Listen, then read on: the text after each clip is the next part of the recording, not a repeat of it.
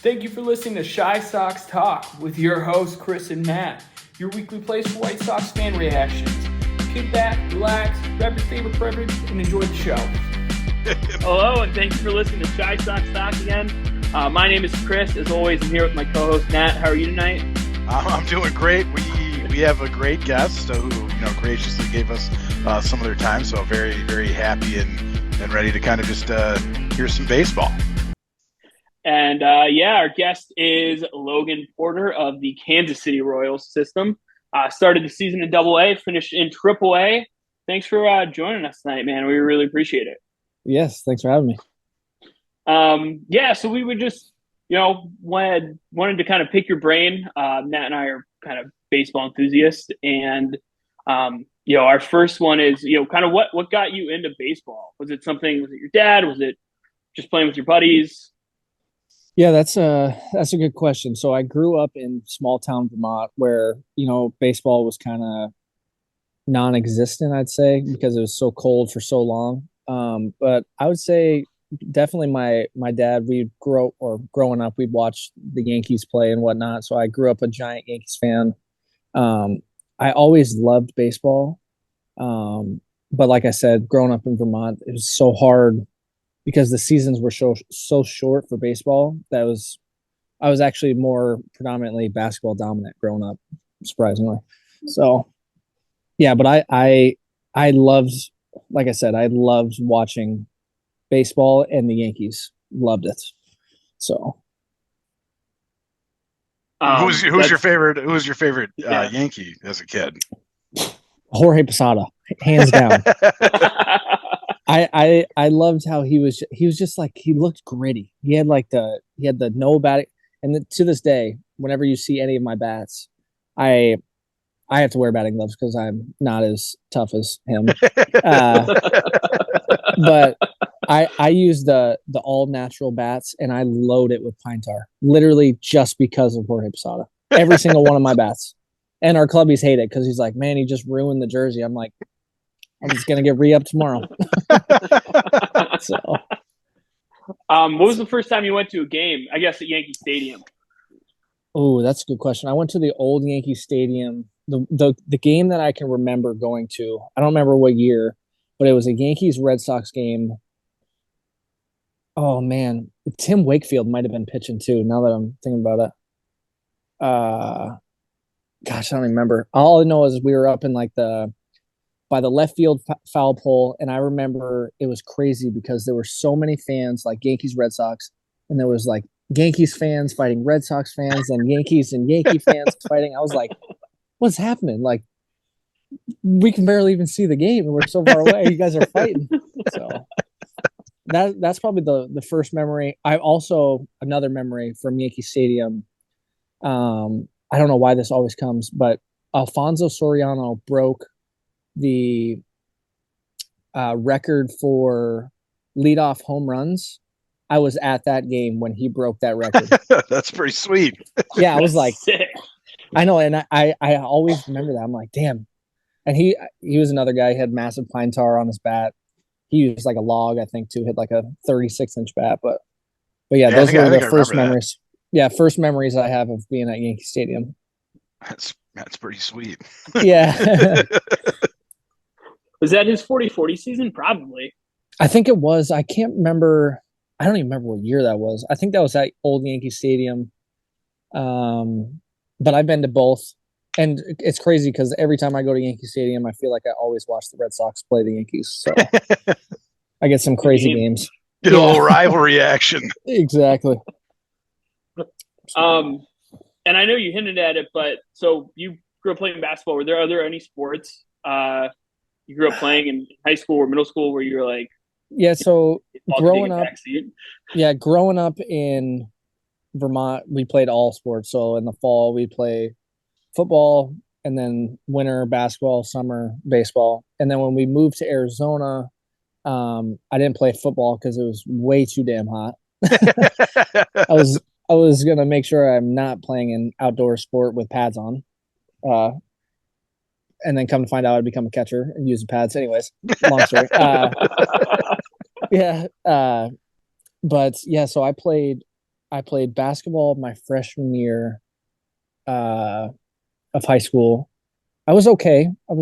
I mean, I played a bit, but at that point, our school was pretty big, and it was like, hey, if you want to take basketball serious, you need to play this sport all year. If you want to play baseball, you need to take it serious and play that.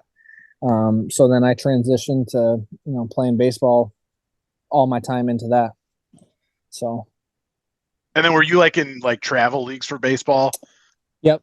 So growing up, so I went to Cooperstown, and we played. I mean, in travel ball.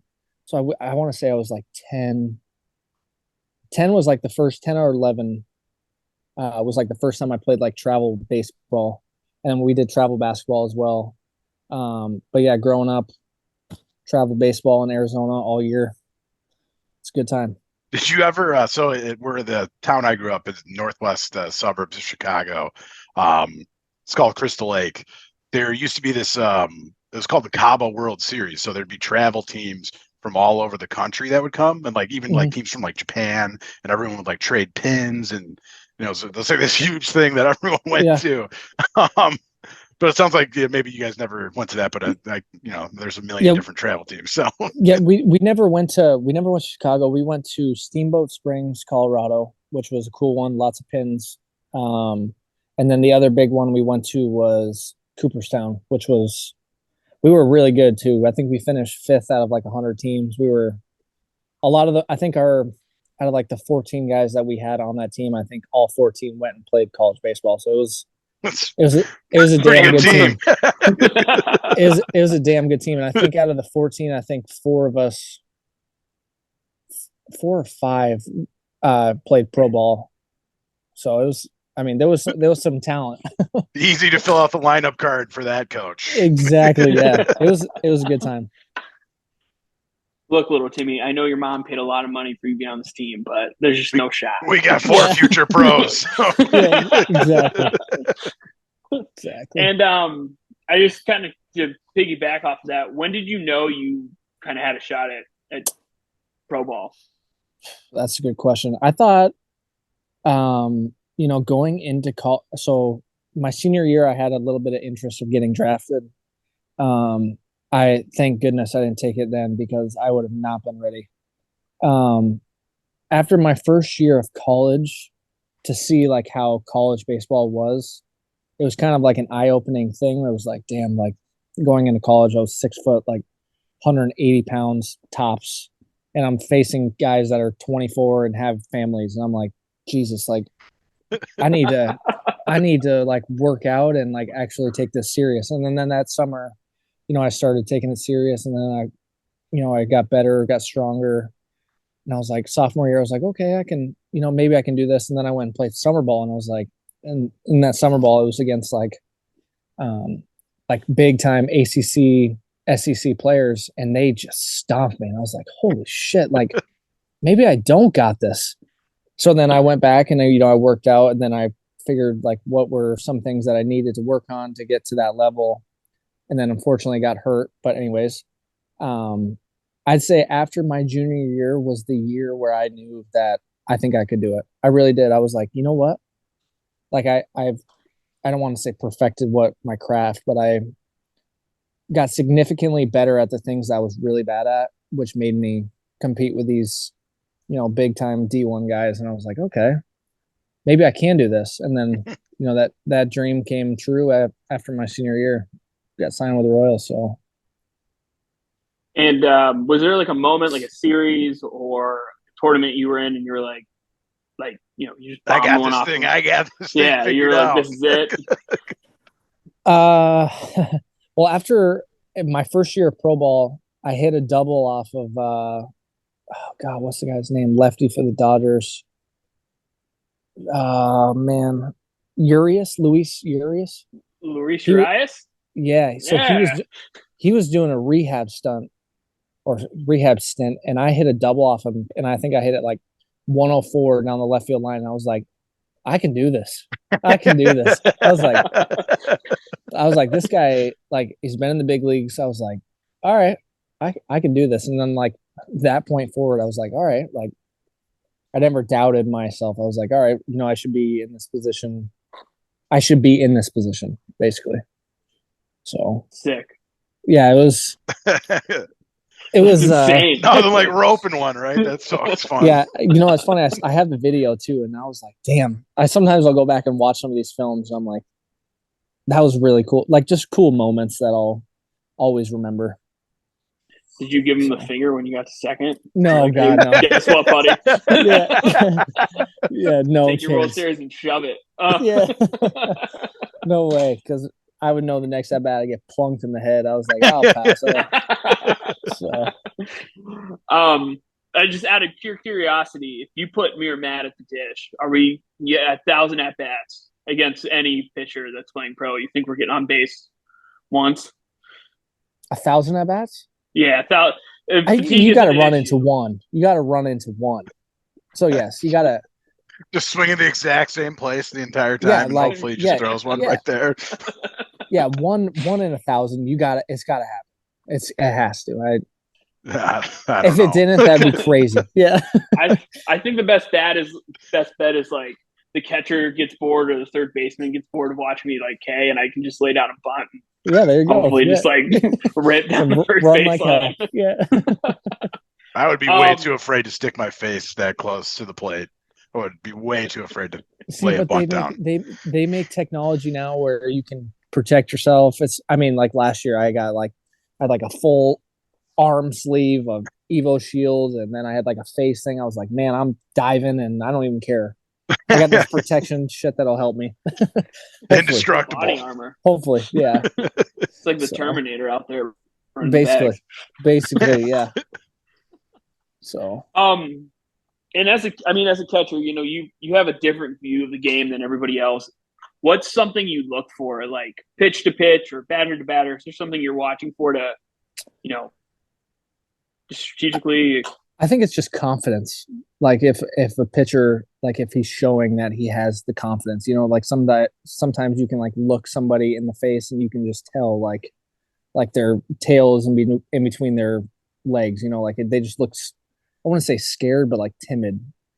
So like that'd be the time where you go and talk to them. I mean, because playing in front of, in AAA we played in front of like 7,000 fans, which like when you get 7,000 fans like going crazy, it's kind of like it can get overwhelming and get really quick. So just being able to like visually see that, okay, this person, it's not that they need help, but they just need a breather, like almost a come to Jesus. So and then like when you're at the dish, is it something like you're like, all right, last time this happened, this time it's X, Y, and Z? yeah, so hitting wise, I'd say more. I'm just like super routine based too. So I play like the percentage game. I know we were talking about that. I don't know if we were airing it, but like I'll just play percentages of what I think is going to happen. I wouldn't say it's a guessing game, but it's damn near a guessing game. Because you have to. Like I said, like these guys nowadays, they throw so hard, and like you can't be on the fastball and hit a breaking ball, or you can't be on 103 and hit 91. I don't care. I know people say, well, yeah, you can. Well, you can't, because I stood in the box and it's impossible. You can hit it. You're right. You could hit it, but you can't hit it with authority. And like, I can't steal second base. I'm not a bag threat, so it doesn't help me if I'm on first. So, are there times where you swing and you're like, is there times where you've hit one, you connect, and you're like, oh, that was completely. Yeah, there's been some times where I've swung at balls that bounce. I'm like, wow, like that was, wow. Like people are probably like, who is this guy? Like, but then, sometimes like pitch profiling nowadays, like guys get the ball that move 20 inches east and west. Like, sometimes it looks great and then it just literally bounces and you're like, holy shit, like that was crazy. That was crazy. That's what the Yankees AAA, I don't think I got a hit all week. I think I went like 0 for 20. And everything I was like, I don't even know how I missed that. And then I look at the film and I'm like, Jesus, that ball moved 25 inches. Like, no wonder why I missed it. It's half the size of my bat. And then, the other thing we were kind of curious on, because, time, unfortunately, Zoom is a time vault, time security. What's something that, like, it's easy to watch a game at home and just kind of lose track of time or lose track of what's going on. If there's a fan, you're at home, you're trying to get more involved in the game, what's something that you recommend a fan should look for or watch for that, that's a great, might get them a little bit more involved? Yeah, that's a great question. Well, I know with the pitch clock being implemented, I'm kind of curious to see how that changes how people actually like the game. Personally, I think the pitch clock is the greatest thing ever because nobody wants to watch a 4-hour game anyways, let alone play a 4-hour game. Especially when your team's losing. Like, yeah, the only like thing I want to do. Yeah, the only thing I want to do for 4 hours is golf. That's about it. So that's a great question. I would say just whenever they show like the aerial views, just watching how like the fielders, like they'll look in their back pocket and they'll look at a card and then they all shift.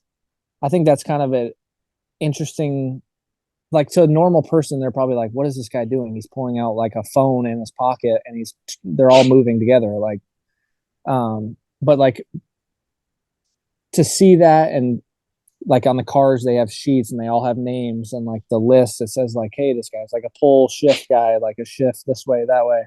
I think fans should notice that and be like, wow, like, that's like I don't even know how to explain it. Just like seeing how like the chess match is where like they try to be a step ahead before the batter gets in, I guess. Yeah, and just from hearing you answer our questions and speaking, it's like there's a whole layer of strategy, not even on a pitch-to-pitch basis, that most fans have no idea is even happening in the background. Yeah, it's great. I mean, I wish we need like a Tony Romo to a baseball analyst. That's what we need. We need someone like that in the baseball world where they can kind of be like, and now like you go to an aerial view and they're all looking in their pocket and they're all shifting because on their card it says that this guy does this. Because I think people at home would be like, I don't even know what the hell they're doing. Like, why are they doing this? And why is there a clock now? Yeah. And why is that AAA pitcher tapping his head? Exactly. The other thing too, I think is really cool that they implemented this past year was the pitch con thing where the pitchers and catchers, we got to use that in spring training a bit last year, and that is some cool shit, man. It was just like pressing a button and hearing it in my earpiece, and then like the pitcher could hear it, was just like, I think that's another thing fans could be like, well, what are they tapping? Like they probably didn't even know it was happening, Like I thought it was like 4 buttons, and I saw one. It's like 12. Yeah, I don't even know how to read the thing. Yeah, it's pretty complex. It's like different. Each button is a different pitch, and then and then it's like the plate has like the 4 quadrants. So it's kind of a cool little thing. So, well, we really appreciate your time tonight, Logan. We would love to have you back anytime. Yeah. You're welcome. Especially if you get traded to the Sox, you're welcome anytime. I would love to talk some White Sox baseball. Who do you guys? So who are some of your big prospect guys coming up? Now I'm going to ask a couple questions. I'm curious. Biggest guy's probably Oscar Colas, who's probably going to end up starting in right field. He's a Cuban kid. Okay. I think he's like 24. He'll probably end up being the starting right fielder for opening day. Norge Vera is probably the best right now. Upside pitcher. That's down on the farm. Who else? Colson Montgomery's at second shortstop. I don't know if he'll stick at shortstop though. I think he's going to end up at second. I was going to say, who's y'all's second baseman in the league? Is it Oregon State kid? Rami, so he's on the Cubs now. That's he got Nick traded. Patrick, they traded him to the Cubs. That's right. I forgot about that. Yeah, well, he has a double play turn percentage of like 12%. He just can't turn them. So I'm okay with him being on the north side of Chicago. I'm all right with that. It's Rami this year, I think. I don't think they're Yeah. going to bring anybody else in. And then they got Tim Anderson, shortstop. Who's Yep. who's third base? Is it Andrew? Yohan Is it- Moncada. Juan. And Oh, that's Andrew Moncada as well. Vonsa going to probably play first base this year. Yep. Okay. Jose left. Okay. Yeah. Andrew Benintendi will be in left field. Oh, that's a former Royal. Yeah. Huge upside. Love the signing. His defense Yeah, alone is He's worth it. he's a great human being. Also, That's great to hear. In big league camp last year, he was the coolest, most genuine human beings. I was like, it's nice to, when you get to big league camp and you see these people that you watch on TV, you're like, man, I hope these people aren't like shit people. And then you meet them and you're like, these are great people. I'm like, I'm even bigger fan now. So, but that's cool. That's cool. I'm trying to think man. who else. Who are y'all's catchers over there? It would be Yaz. Yeah. I don't know if he'll be. I don't even think they have a Around backup the yeah. catcher like Sebi. Sebi Zavala, and I think the kid's name is Hernandez. That's the other AAA catcher.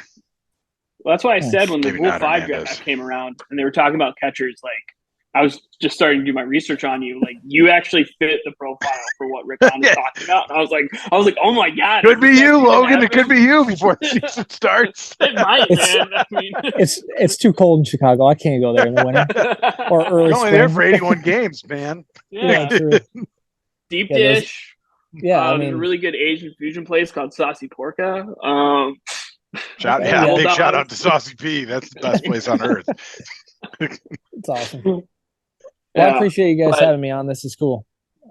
Yeah, man. Thanks for your time. You're welcome anytime, man. And